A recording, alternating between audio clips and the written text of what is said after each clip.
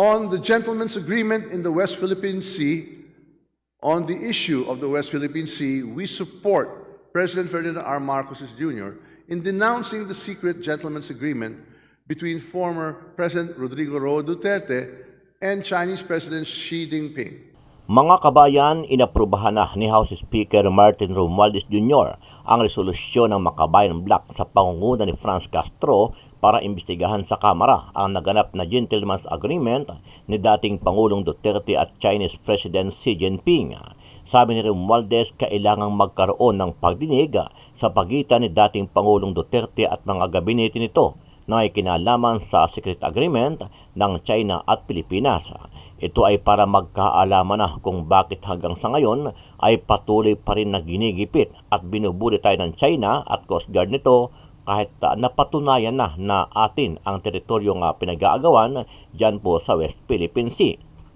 The so-called gentleman's agreement between the former president and China on the non-supply of the BRP Sierra Madre grounded in Ayungin Shoal in the West Philippine Sea is tantamount to the surrender of our country's sovereign rights over our exclusive economic zone. Matatandaan na paulit-ulit na itinanggi ni dating Pangulong Duterte na walang secret agreement na naganap sa kanilang dalawa ni Chinese President Xi Jinping. Sa kabila nito, hindi naman kumbinsido si Pangulong Bongbong Marcos Jr.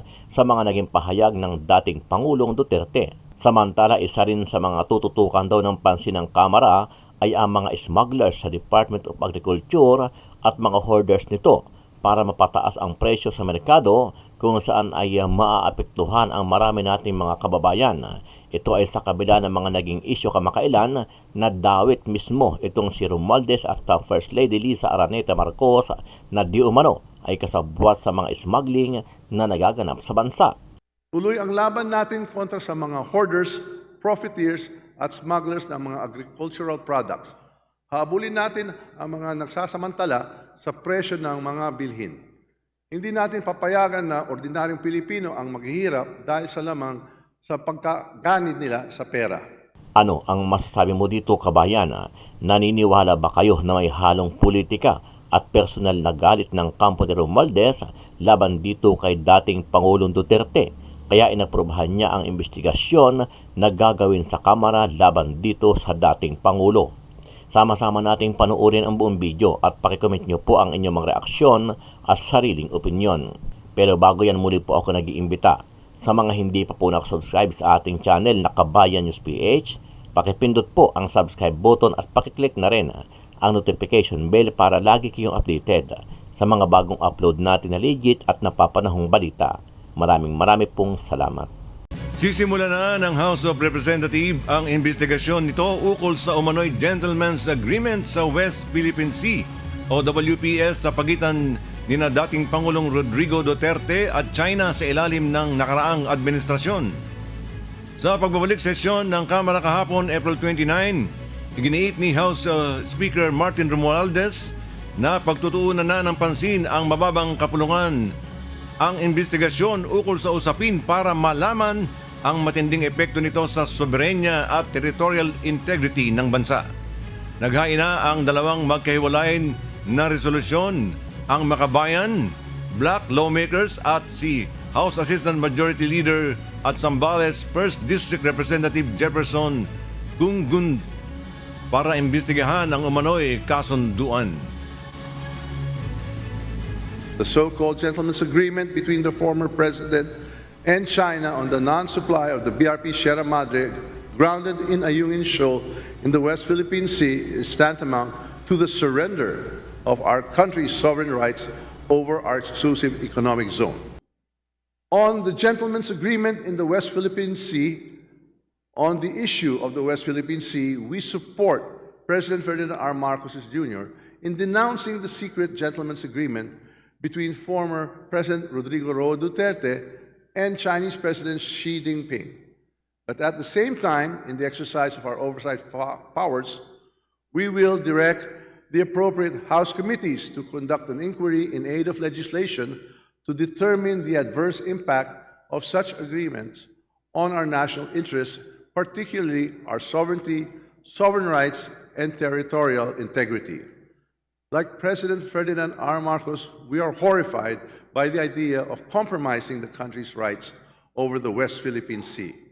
Ayungin Shoal is part of the country's exclusive Tuloy economic ang laban zone, natin kontra as sa mga reaffirmed by the hoarders, 2016 profiteers, arbitral at ruling smugglers ng on mga the South China agricultural Sea products. arbitration case. Habulin natin ang Likewise, mga nagsasamantala under sa Article presyo ng mga 56 bilhin. of the United Nations Hindi natin Convention on the papayagan Laws na of the Sea, ordinaryong Pilipino ang the maghihirap coastal dahil sa state, lamang which sa in this case pagkaganid is nila sa clearly pera. the Philippines, has the right to build and maintain structures within its exclusive economic zone.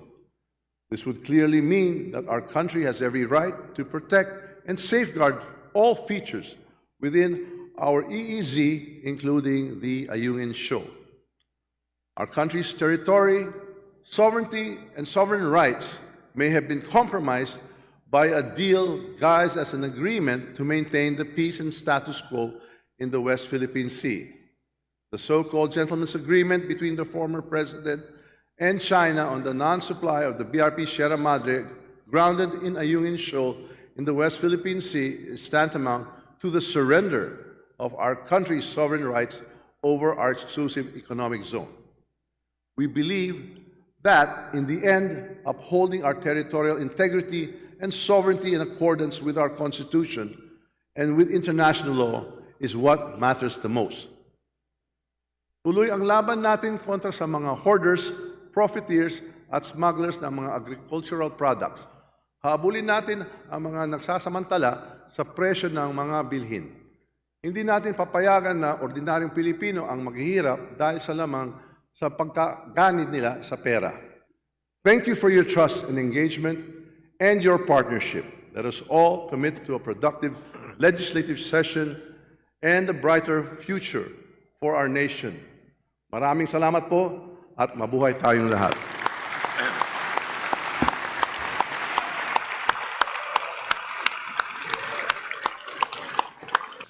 Pag-usapan natin ngayon ang isang bagay na gusto o isang batas na gustong-gustong maipasa ni Speaker Martin Romualdez and of course yung mga kasamahan niyang kongresista and even the President. Gusto nila to maipasa. Kailang hindi pinagbigyan ng mga senador under the leadership of Senate President Zubiri. So ano yung batas na yan? Yung resolution of both houses number 6. Dalawang resolution yan. Yung resolution of both houses number 7 tungkol ito sa charter change, pasado na. Tuloy ang laban Isinabit natin na kontra ng, sa mga hoarders, Kamara sa profiteers, Senate. at smugglers So ng mga ang Senado agricultural products. nag-open Habulin natin kahapon. ang mga nagsasamantala sa Supposed presyo to be, ng mga bilhin. papaspasan Hindi din nila natin ang papayagan pagtalakay na sa ordinaryong Pilipino ang resolution maghihirap of dahil both sa of lamang houses, sa RBH pagkaganid 6, nila sa pera. para maisakatuparan na yung charter change. So yan ang inaasam na mangyari ng mga kongresista. Mga makailang beses nag-pronounce si Speaker Martin Romualdez na meron siyang tiwala sa leadership ni Senator Zubiri na maipasa nila on time. Gusto nga nila nung Holy Week break dapat matapos na. Ay walang nangyari. So ang mga kongresista naipasa nila yung RBH number 7 yung Holy Week bago nag Holy Week break. So ang dream, ang desire ni Speaker Martin Romualdez bago mag-end itong second regular session ng 19th Congress by May 24, sana maipasa na yan. Yun ang inaasam nila. So ang tanong, anong commitment ng Senate leadership? Maipapasa ba nila yung RBH number 6? Yung chatcha uusad na ba para maging maiplebisito na? The answer is no. Kaya I'm sure very discouraged, malaking pagkakadismaya ng House leadership dahil sa stand ng mga senador.